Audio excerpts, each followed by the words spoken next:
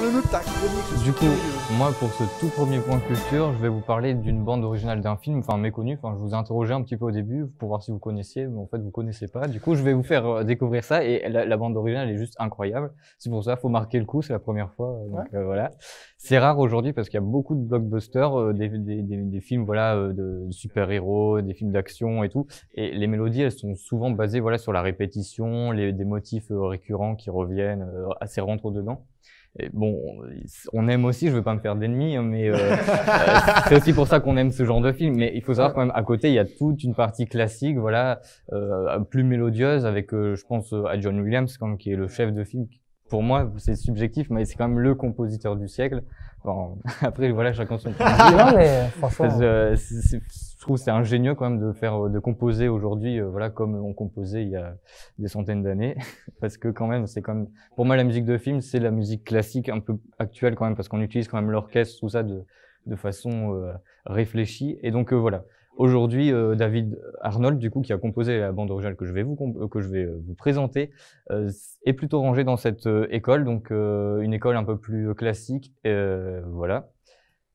Vous pensez peut-être ne pas le connaître, mais en fait, si, enfin, je pense. Il a composé les bandes originales de Godzilla, Independence Day, Fast and Furious 2. Il a fait plusieurs James Bond. Il a fait Quantum of Solace et Casino Royale. Il a fait le 3e opus du monde de Narnia et a composé... J'ai pas vu. Narnia 3, j'ai pas vu. Ah bah, oh non. il faut. Je suis désolé. Et il a composé aussi la musique de Sherlock, la série qui est proposée par la BBC. Oui. Okay. Donc voilà, il a quand même une bonne carrière, mais il faut savoir qu'il a su frapper fort dès ses premiers films, parce qu'aujourd'hui je vais vous parler de Stargate, donc La Porte des Étoiles, et Stargate c'est son 2e film seulement, et c'est juste épatant ce qu'il a fait pour un 2e film. Donc voilà, pour vous replacer un peu dans le contexte, moi aussi je vais faire un petit résumé. Stargate est un film de Roland Emmerich sorti en 1994, il raconte l'histoire d'une porte des étoiles découverte à Gizeh en 1928, et permettant de se rendre sur d'autres planètes. Et donc plusieurs années, 70 ans plus tard, un égyptologue, linguiste, qui s'appelle Daniel Jackson, va être recruté par l'armée américaine parce que elle récupère la porte et il va un petit peu déchiffrer cette porte parce qu'elle a des hiéroglyphes, des symboles, etc. Et il va réussir à l'activer. Donc une expédition va être menée avec un colonel qui s'appelle Jack O'Neill et Daniel va être engagé dans cette expédition pour assurer le retour finalement de l'armée américaine, etc. Sur Terre, parce qu'ils vont partir donc sur une autre planète. Mais tout ne va pas se dérouler comme prévu, bien évidemment, sur cette autre planète, sinon il n'y aurait pas de film. Hein. Les intrigues. Donc voilà, ils vont être plongés dans un paysage complètement désertique. Et ils vont découvrir un peuple notamment réduit à l'esclavage par un tyran. C'est un extraterrestre qui se fait passer pour Ra, donc le dieu du soleil dans l'Égypte antique. Donc je vais m'arrêter là parce que si vous n'avez pas vu le film, au moins vous pouvez le regarder. Oui. Et surtout vous en savez assez pour comprendre un petit peu le cheminement de la bande originale. Ouais, et je pose juste une question. Là, tu nous as affiché une photo avec une porte en pierre tirée par des cordes. Ouais, c'est ça. En fait. C'est les portes pour. J'ai jamais vu Stargate ni la série. Stargate, c'est la porte des étoiles en fait. C'est ça qu'ils retrouvent en Égypte. J'ai jamais vu un Stargate. Voilà. Je suis désolé. Alors, présentez des films que je connais la prochaine fois. J'en ai vu pas mal, mais là. Allez, au moins, il faut découvrir. Non, mais c'est intéressant. Du coup, pour commencer, moi, je vais vraiment essayer de vous dévoiler, voilà, les mélodies, les thèmes, parce que justement, ce qui est intéressant avec cette musique-là, c'est que même si on regarde pas le film, on peut écouter la musique telle qu'elle est, parce que elle est super agréable à écouter. Elle raconte l'histoire finalement à elle seule. Et du coup, voilà, je vous disais, c'est vraiment dû au fait que c'est mélodieux, c'est vraiment thématique. Et donc moi, je vais vous présenter une petite partie de ces thèmes. Hein. Je vais pas rentrer dans les détails parce qu'on n'a pas le temps, mais voilà, je vais vous dire un peu en quoi, qu'est-ce qu'ils apportent ces thèmes, comment ils ont été imaginés et comment ils sont variés, tout ça. Donc voilà, je vous propose de passer au premier thème. Donc je vais l'appeler le thème principal parce que c'est un thème qu'on va reprendre tout au long du film. Je vous disais, le film, il se passe dans un paysage désertique. Donc en musique, ce qu'on a, c'est le mode phrygien. Donc, faut savoir, en musique, on a beaucoup de notes, beaucoup de gammes, d'accords, tout ça.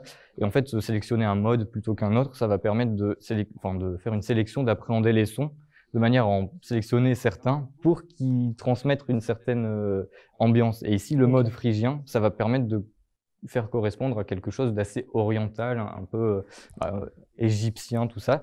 Et donc, le thème principal, à l'image du film, donc qui se passe un peu dans un paysage désertique, va être basé sur le mode phrygien. Donc je vais vous faire écouter juste l'extrait à l'ouverture qui représente la première fois son exposition, sa première exposition. S'il veut bien se lancer. Ou même les... Voilà.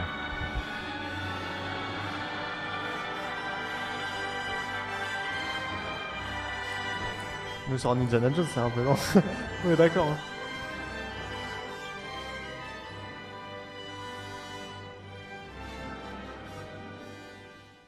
Et donc voilà, on est vraiment plongé dès le début dans en Égypte hein, finalement. Et donc ce thème va être repris et varié tout au long du film, car oui, un film, ça avance. Je pense que vous êtes tous d'accord. Hein, un film qui reste stable, c'est pas très intéressant. Et ben on Du coup, s'endort. du coup, la musique, il faut aussi qu'elle avance avec le film. Et donc voilà, pour moi, une bonne musique de film, une bonne bande originale, bah, elle doit avancer et doit être variée, enrichie au fur et à mesure que l'on avance dans le film. Donc je vais vous passer un autre extrait qui représente un peu un moment de flottement, d'apaisement, presque de découverte surtout, avec un thème qui va subir un crescendo d'orchestre, c'est-à-dire que les instruments vont s'ajouter petit à petit, se remplir un peu comme l'esprit des personnages qui, eux, découvrent la nouvelle planète, et en l'occurrence le peuple réduit à l'esclavage. Donc oui, on a vraiment un réel rapport musique à l'image. Je vous laisse découvrir ça. On est sur le même thème. Hein. C'est absolument ça. Ça m'aime beaucoup.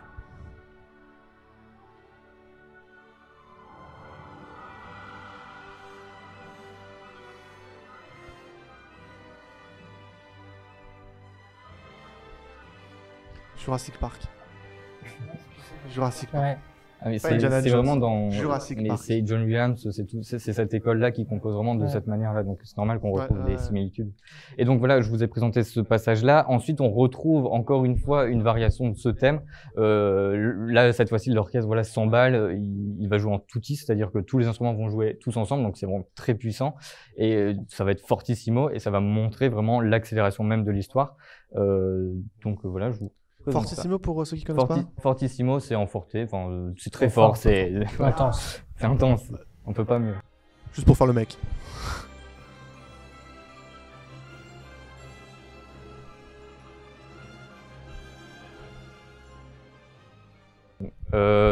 Et ensuite, on va encore une fois, je vous présente vraiment les variations pour vous montrer comment la musique elle Ouais, évolue c'est- au fur et à On mesure reste sur du la film. même base.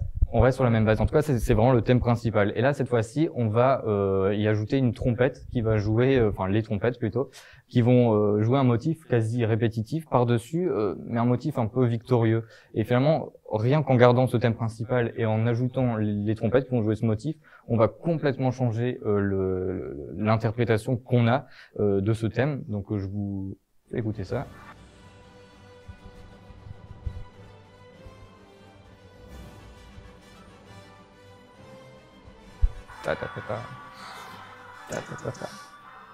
Voilà, on peut vraiment s'amuser à varier les thèmes comme ça. Je vais pas tout vous présenter non plus, mais par rapport à la puissance que l'on a ressentie maintenant, je vais un petit peu vous décevoir. En effet, il n'est pas du tout inconcevable que David Arnold se soit inspiré de l'acte 2, de l'acte 1, scène 2 de Casse-Noisette de Tchaïkovski Oui. pour écrire sa musique. Donc, je vous fais écouter. Hop. Et on est sans certitude ou on sait qui s'est inspiré? On est sans certitude, ok. Ah oui. Mm. Avec les petits cuivres là. Ah oui, c'est ça. Les trompettes qu'on retrouve. Donc voilà. Rien n'est certain, mais quand même. Après, on retrouve le thème. Bon, après, c'est vrai que la forme, elle est beaucoup moins développée. Je veux dire, le travail d'Arnold est vraiment on peut pas lui dire voilà, c'est mal ce qu'il a fait finalement, parce que Oui. il y a quand On même a besoin un d'une gros inspiration. travail créatif, tout ça. Moi, je vous disais, la musique classique, la musique de film, pour moi, il y a quand même des liens. Et bon, voilà, John Williams aussi. Plus tard, je vous présenterai d'autres bandes originales et vous verrez que finalement, il y a beaucoup de reprises de cette manière. Mais voilà, on s'arrête là sur le thème principal. Maintenant, je vais vous présenter un autre thème que moi, je vais appeler merveilleux, optimiste, qui lui aussi est présent tout au long du film, mais qui va maintenant s'intéresser aux passages un peu plus variés, importants et essentiels dans le cheminement de l'histoire. Donc, sa construction est faite sur des accords majeurs, c'est-à-dire des accords très chaleureux. Donc, je vais vous passer l'extrait durant lequel voilà, on découvre la porte pour la première fois, donc à Gizeh en 1928.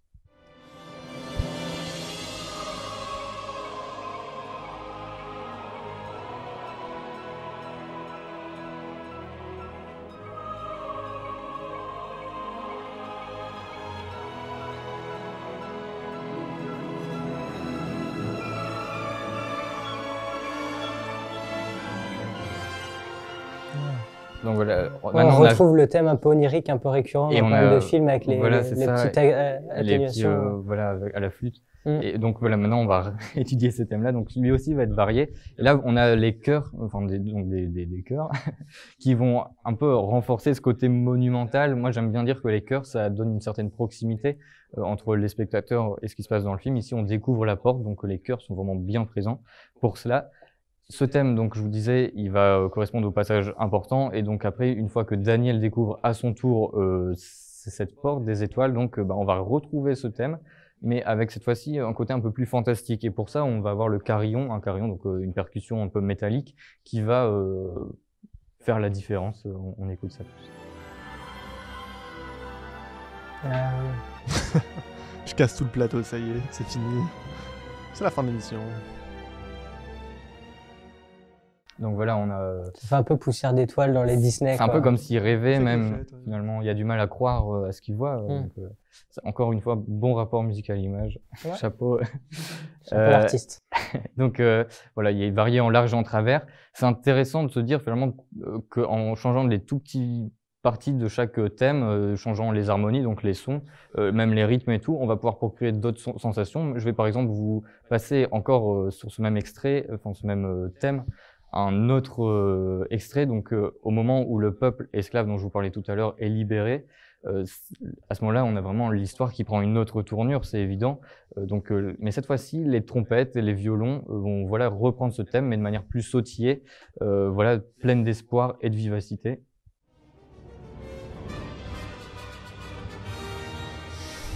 Ah oui.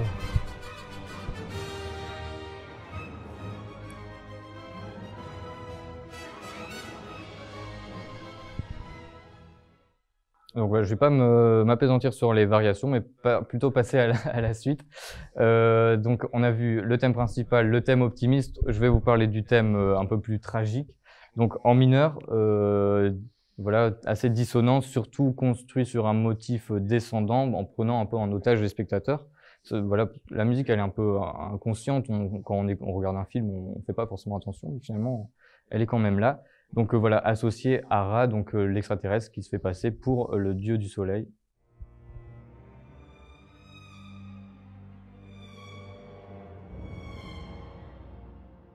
Donc voilà, on a vraiment là les violons qui vont jouer en glissando, c'est-à-dire qu'ils vont poser leurs mains sur la touche, sur la corde, et voilà, sans relever leur archet, ils vont faire baisser. Donc c'est quelque chose de très grinçant, très dissonant et surtout malsain, hein, très menaçant.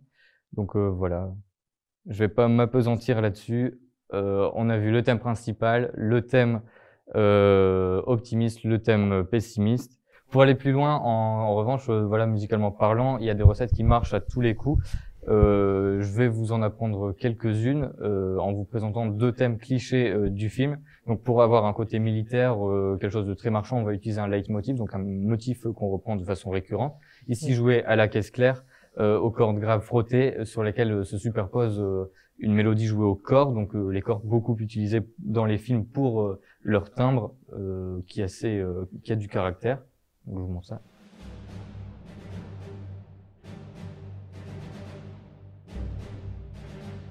C'est Star Wars un peu. C'est militaire. Même les fanfares militaires, c'est ça généralement qu'on peut retrouver. Donc voilà, là c'est présent quand David rejoint l'armée. Et pour bien comprendre ce qu'est un leitmotiv, je vais vous présenter voilà, quelque chose que vous allez aimer. Je l'avais dit, hein. On a absolument la même chose, caisse claire, les cordes frottées et les corps. Et on peut pas non plus, enfin je finis sur ça, passer à côté du love theme, du thème d'amour entre Daniel et Shaori.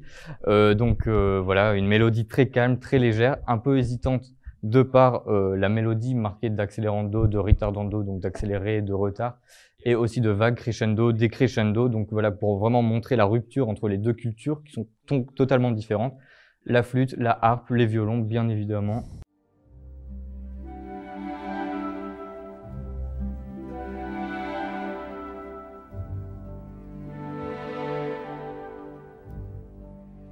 Et pour aller encore plus loin, voilà, je fais des petits parallèles. On retrouve la flûte, les violons et cette harpe finalement dans un autre thème, d'une autre musique de film, pour Roméo et Juliette de Nino Rota, enfin avec la bande originale de Nino Rota, on retrouve ça dans le Love Theme par exemple. Oui, Ouais. Vous connaissez tous. Ouais, bien sûr. Et donc voilà, on a vraiment des recettes qui marchent à tous les coups. Ici, Arnold s'en est inspiré, mais voilà, je vais m'arrêter là. Parce que beaucoup d'amour, beaucoup de légèreté, on aime ça. Voilà.